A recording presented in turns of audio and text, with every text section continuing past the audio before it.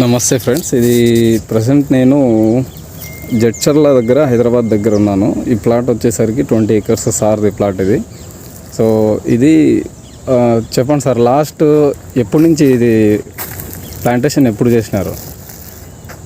ఈ ప్లాంటేషన్ 2015లో చేశాను.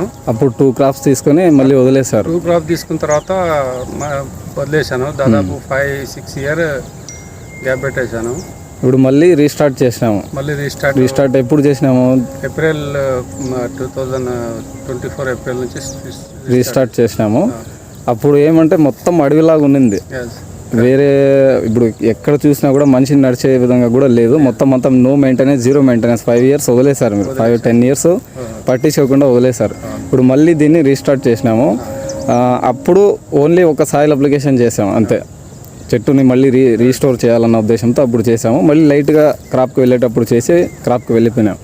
ఇప్పుడు ఓవరాల్గా చూస్తుంటే తోట మొత్తం 100% ఫ్లవరింగ్ వచ్చేసింది. అంతా సెట్టింగ్ కూడా జరుగుతుంది. సో ఇప్పుడు 5 years తర్వాత రీస్టార్ట్ చేసినప్పుడు మీకు వేరే వాళ్ళు వచ్చారు, చూసారు తోటను చూసి, ఏమన్నారు అప్పుడు? నేను దాదాపు ఒక 5 years పెట్టిన తర్వాత కంప్లీట్గా దాన్ని తోటని తీసేద్దామనే మూడ్లో ఉన్నా. ఇక వేరే ఏదైనా జనరల్గా అయితే క్రాప్ వేద్దామని అనుకున్నా. 1 year బ్యాక్ 2013 ఏప్రిల్లో 2024 ఏప్రిల్లో నాకు యూట్యూబ్లో చూస్తే అన్వర్ సార్ గారి వీడియో చూసిన తర్వాత రీచ్ అయినా, సార్ని కాల్ చేసి మాట్లాడినా. మరి ఒకసారి విజిట్కి రండి సార్, మీరు ఒకసారి చూస్తే మరి ఇది ఎట్లా చేద్దాం, నేను తీద్దామని అనుకుంటున్నా. దాదాపు 10 years ప్లాంట్స్ ఉన్నాయి. మరి అది ఏదో క్రాప్ సెట్ కావట్లేదు. స్టార్టింగ్ 2 పంటలు తీసాను, కానీ అంత కరెక్ట్ మనకు పెట్టిన పెట్టుబడి కూడా రాలే.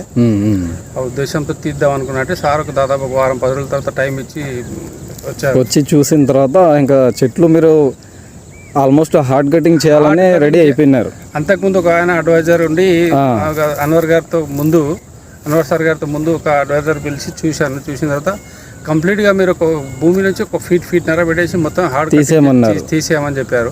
నేను వచ్చిన తర్వాత వద్దు, ఇంత పెద్ద చెట్టు తీయకూడదు అని చెప్పి మిమ్మల్ని స్టాప్ చేశాను. సెకండ్ ఆప్షన్ గానే మీకు నేను కాల్ చేసినప్పుడు నేను వచ్చి స్టాప్ చేశాను.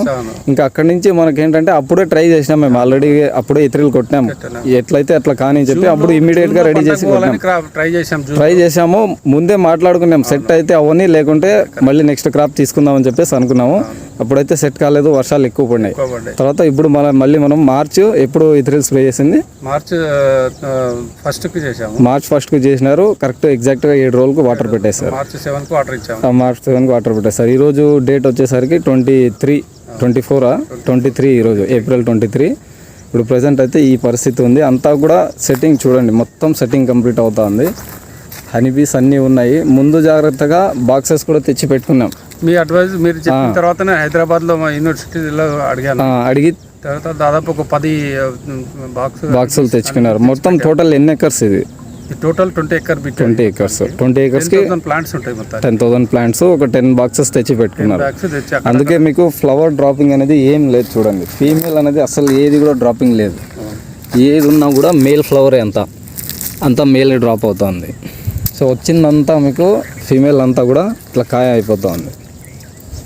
ఇప్పుడు క్రాప్కి వెళ్ళినప్పటి నుంచి ఏమేమి చేసినారు? జనరల్గా కొంతమంది ఏం చెప్తూ ఉంటారంటే క్రాప్కి వెళ్ళినప్పుడు డ్రిప్ షెడ్యూల్ అని చెప్పి ఓవర్గా వాటర్ సాల్యుబుల్స్, ఓవర్గా మైక్రో న్యూట్రియంట్స్ అన్నీ వాడుతూ ఉంటారు సెట్టింగ్ అయ్యేంత వరకు. ఇప్పుడు మీరు ఏమేమి యూస్ చేసింటారు క్రాప్కి వెళ్ళినప్పటి నుంచి? మార్చ్ 1st ఎత్తురేలు కొట్టిన తర్వాత వారం రోజుల తర్వాత మనం ఫస్ట్ వాటర్ ఇచ్చాము.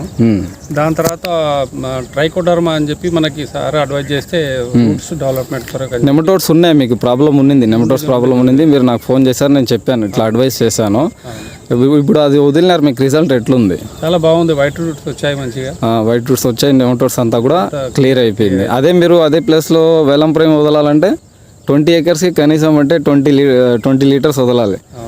8,000 7,000 పెట్టుకున్నా కూడా 1,40,000 అవుతుంది. నా 20 acres మొత్తం ప్లాంట్కి నేను మా శంషాబాద్లో ఫర్టిలైజర్ షాప్ ఉంటుంది, అక్కడ నేను రెగ్యులర్ తీసుకుంటాను. అక్కడ తీసుకుంటే నాకు మా అంటే 10,000లో నెమటోడ్స్ ప్రాబ్లం క్లియర్ అయిపోయింది. అది నేను అదే చెప్పేది ఫార్మర్స్కి. ఆల్టర్నేట్ ఆప్షన్ ఉన్నప్పుడు మనకు అది యూజ్ చేసుకోవాలి.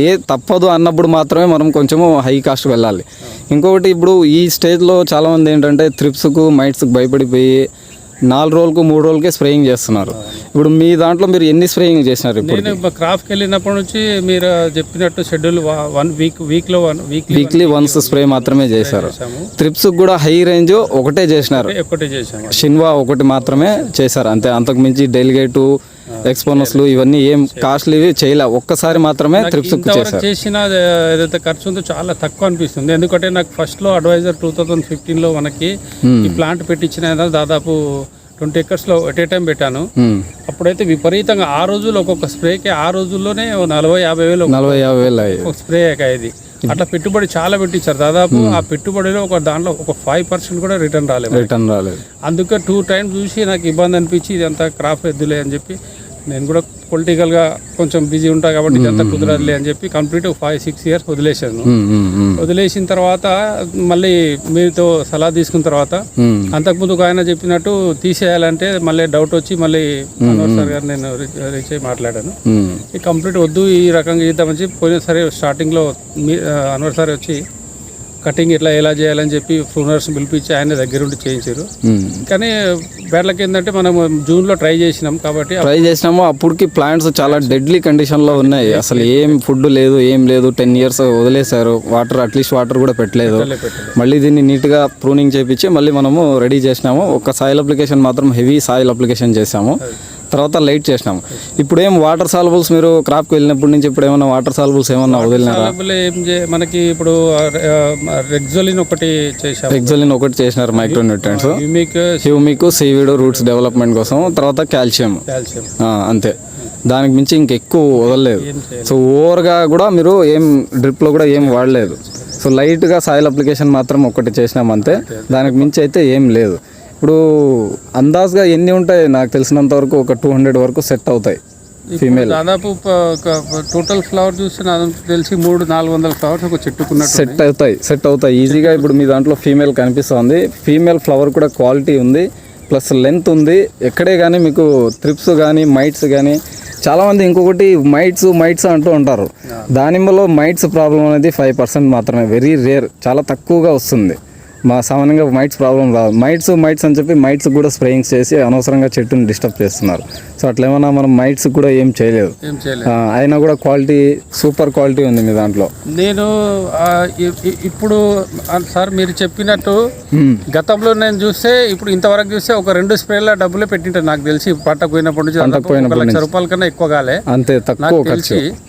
ఒక త్రిప్స్ కొరకు ఒక స్ప్రే షిన్వా కొట్టినాము, ఒక్క స్ప్రే. ఎందుకంటే మళ్ళీ మనకు ఈ ఫ్లవరింగ్ స్టేజ్లో హనీ బీస్ కూడా డిస్టర్బ్ కాకూడదన్న ఉద్దేశంతో ఆల్టర్నేట్ ఆప్షన్ లేదు మనకు. కానీ గతంలో చూస్తే 2 స్ప్రేలకు సంబంధించిన డబ్బులే ఈ టోటల్ క్రాప్ పోయినప్పటి నుంచి మీకు ఖర్చు అయితే అయింది. చాలా హ్యాపీగా ఉంది. నాతో పాటు రైతులకు కూడా నా మనవి ఏంటంటే ఎక్కువ డబ్బులు దీని మీద పెట్టి ఏదో మనకు వస్తుందని చెప్పి ఉద్దేశంతో చాలా మంది రైతులు నష్టపోతారు. వాళ్ళకి అడ్వైస్ చేసే వాళ్ళకి కూడా అడ్వైస్ లేదు, ఓవర్గా చేస్తున్నారు. ఇప్పుడు దానికి రూపాయి అవసరం ఉంటే 2 రూపాయలు ఖర్చు పెట్టించి ఎక్స్ట్రా చేసేస్తున్నారు. చెట్టుని అన్బ్యాలెన్స్ చేసి డిస్టర్బ్ చేసేస్తున్నారు. దానివల్ల సగం ప్రాబ్లమ్స్ అన్నీ వస్తున్నాయి. రైతులు ఏదో లక్షలు వస్తాయి మనకు చాలా వస్తుంది అని చెప్పి ఏదో అక్కడిక్కడ అంతా చేసి పెడతా ఉన్నారు. కానీ లాస్ట్ మూమెంట్ ఈ పంట లాస్ట్లకు వచ్చి ఏమి ఇబ్బంది అయినా కూడా నష్టపోయే పరిస్థితి. నేనైతే దాదాపు ఈ రోజు చెప్తా ఉన్నా, దాదాపు 10 years నుంచి ఒక్క 1 MP కూడా దీంట్లో రిటర్న్ రాలే. అయినా కూడా తీసేద్దామనే పంటని నేను అన్వర్ సార్ గారి అడ్వైస్తో నేను మళ్ళీ దాన్ని ఏ ఒక్క చెట్టు ఎంటైర్ గార్డెన్లో మొత్తం తిరిగినాం. ఇప్పుడు ఏ ఒక్క చెట్టు కూడా మీకు ఫ్లవర్ రాకపోవడం అనేది ఎక్కడా లేదు. మొత్తం అంతా ఆల్మోస్ట్ 99.9% మొత్తం ఫ్లవర్ వచ్చేసింది. ఇంకొక 20 daysలో సెట్టింగ్ అంతా కూడా కంప్లీట్ అయిపోతుంది. సో ప్రాబ్లం ఇప్పుడు కూడా చెట్టు మీకు ఎంత బాగుందంటే అసలు స్ట్రెస్ అనేది ఏం లేదు. కంప్లీట్ డార్క్ గ్రీన్ కలర్లో ఉంది. వచ్చేదంతా మీకు ఫీమేల్ వస్తుంది, మ్యాక్సిమం ఫీమేల్ వస్తుంది. అంతా మీకు 10 daysలో సెట్టింగ్ కంప్లీట్ అయిపోతుంది. 10 to 20 daysలో సెట్టింగ్ కంప్లీట్ అయిపోతుంది. సో ఇది ఫ్రెండ్స్ ఈ గార్డెన్ యొక్క అప్డేట్. సార్ కొంచెం పొలిటికల్గా బిజీ ఉంటారు, అయినా కూడా టైం తీసుకొని మరి బాగా ఇంట్రెస్ట్ తీసుకొని చేస్తున్నారు. సో హనీ బీస్ కూడా తిరుగుతున్నాయి చూడండి. బాక్సెస్ అయితే పెట్టాము. బాక్సెస్ పెట్టకన్నా ఉంటే ఎక్కువ డ్రాపింగ్ అయ్యేది. సో అడవి తేనెటీగల కోసం చూసుకుని ఉంటే ఈ ప్లాట్ చాలా ఫెయిల్యూర్ అయ్యేది. సో బాక్సెస్ పెట్టడం వల్ల వచ్చిందంతా కూడా మీకు ఇట్లా కాయ అయిపోతుంది, సెట్ అయిపోతుంది. చూడండి తేనెటీగలు తిరుగుతూనే ఉన్నాయి. చూడండి మొత్తం అంతా లోపలే సెట్టింగ్ అవుతుంది. సెట్టింగ్ ఆల్మోస్ట్ ఇంకొక 20 డేస్లో కంప్లీట్ అయిపోతుంది. సో ఫీమేల్ ఫ్లవర్ కూడా చూడండి ఎంత క్వాలిటీ ఉంది, ఎంత లెంత్ ఉంది, ఎంత క్వాలిటీ ఉంది చూడండి. అనవసరంగా ఎక్కువ ఖర్చు అయితే పెట్టద్దండి. చూడండి మొత్తం అంతా లోపలే సెట్టింగ్ అవుతుంది, బంచెస్గా సెట్టింగ్ అవుతుంది చూడండి. మొత్తం ఫీమేలే, ఇదంతా ఫీమేలే. సో ఇంకొక 20 డేస్లో సెట్టింగ్ కంప్లీట్ అయిపోతుంది. ప్రాబ్లమ్స్ కూడా మీకు మైనర్గా ఉన్నాయని చెప్పేసి ఈసారి కూడా నేను పెద్దగా స్ప్రేలు రాయలేదు. 7 డేస్కి మాత్రమే స్ప్రేస్ అయితే మీకు రాశాను. హెవీగా స్ప్రేలు కూడా రాయలేదు. సెట్టింగ్ కోసం ఒక 2-3 స్ప్రేలు రాశాను అంతే. సో మీకు 20 డేస్లో సెట్టింగ్ అయితే కంప్లీట్ అయిపోతుంది.